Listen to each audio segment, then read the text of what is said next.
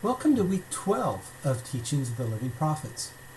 Now, in this week, we will be going over the lives of two wonderful apostles, and to be honest with you, two that I didn't know that much about, and so I was really interested to read about them and learn about them, and that's Elder Christofferson and Elder Anderson, two of our newer apostles. And as I read about them, I'm again amazed by how amazing these brethren are and the successes that they've had in their lives and what they're able to bring to the Quorum of the 12 in terms of their background and experience. You can truly tell why the Lord has chosen these two. In both cases, they're brethren that have demonstrated early on in their lives a desire to serve the Lord.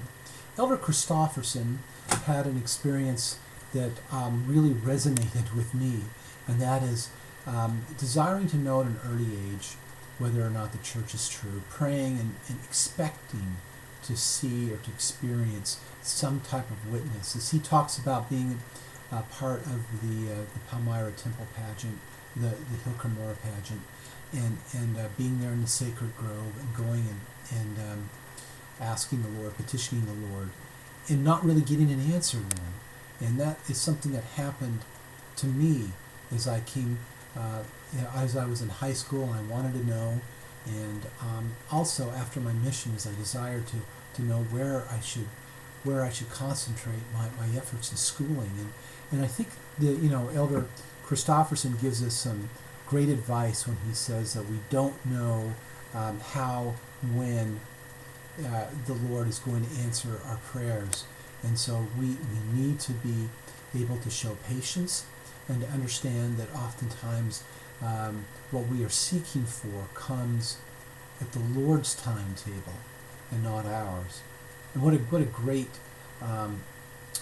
principle that is. As we petition the Lord, we oftentimes think that we can and should get things at our timetable when we want them and when we expect we need them, and not when the Lord would have these things manifested to us. So I thought that was a really an important thing to learn from. As I look at Elder Anderson's life, Elder Anderson, just like Elder Christofferson, just an amazing individual. And one of the things that jumped out to me with Elder Anderson is just the whole idea about, and I love when he was getting ready to serve as a missionary and thinking that he's not ready.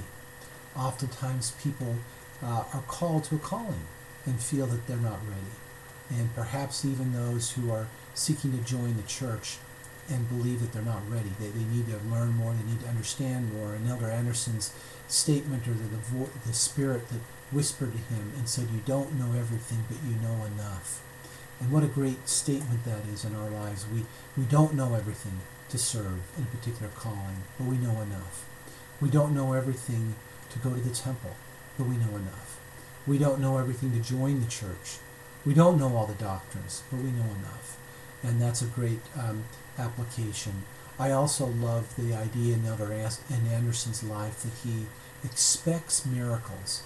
And oftentimes in my life, I don't necessarily have the magnitude of faith that I need to in order to have the miracles occur in my life. And so I look at what Elder Anderson says, and I recognize that I need to probably do better on my own as well. One thing that I would also say about Elder Anderson, that if you are not aware, he has definitely placed a remarkable what I would call a remarkable challenge to our youth in the church, starting in February of this year in the Roots Tech Conference, and you can go online and read about that. He gave a challenge to our youth that they should prepare as many names for the temple as baptisms that they do in the temple.